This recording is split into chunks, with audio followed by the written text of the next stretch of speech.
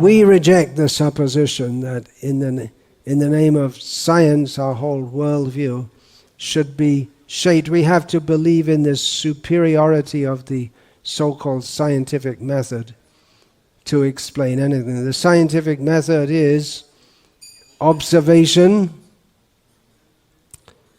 hypothesis,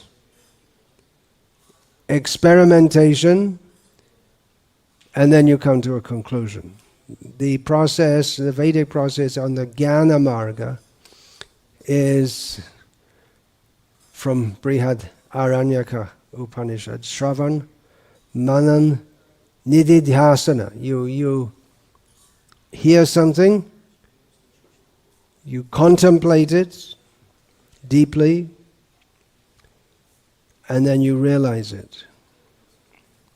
So in science you observe something, you may be observing by seeing or hearing.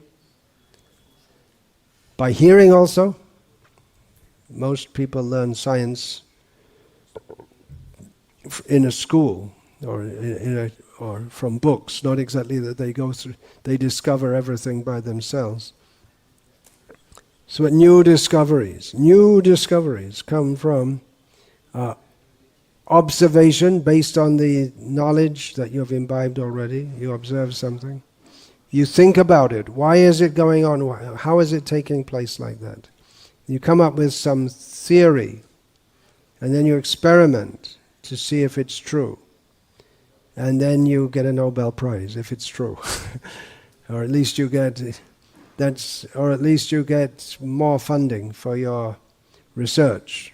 Of course, if after a short time you find out that your hypothesis was wrong, you can always fudge the results so that you can go on being funded. Such things are known, friends, in the world of objective science, not so objective.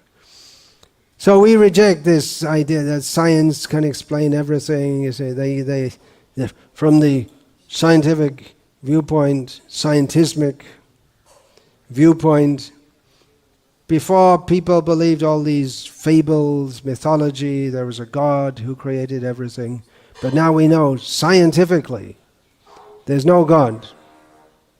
There was nothing, it exploded, and here we are today. And there's evolution.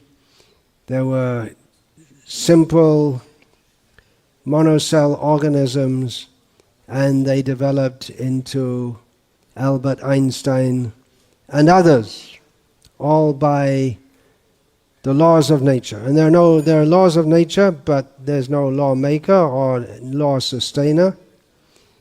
So we have to believe that every society has its myths by which they explain things, how they go on. In the present time we have the so-called scientific. It's a mythology. You can't prove it. The scientists will prove there's God. Well, there's so many things they can't prove. What's the proof of the Big Bang? It's a hypothesis. And it seems to fit their theories. Well, not exactly. There are so many problems with Big Bang theory, but they're reluctant to throw it in the dustbin where it belongs, because it's a cult. They all believe it, blind faith. No, we have so many equations and this and that, but the problem is the equations don't work. They don't fit. It doesn't make any sense. And therefore there are other theories floated around. But basically, as Mr. Lakshmi Chand, they don't know what they said, they don't have a solution, they don't know what they're talking about. So we're taught at school the mythology that you're supposed to believe if you're an educated person, that science. But there are major problems with science. I don't want to get into it in great detail. I'm just saying that the coronavirus is bringing into focus for people who wouldn't have questioned it previously that science has failed. The idea that, we got everything under control. But scientists themselves, doctors, are dying from coronavirus. And they don't know exactly where it came from, how to stop it. All different theories floating around.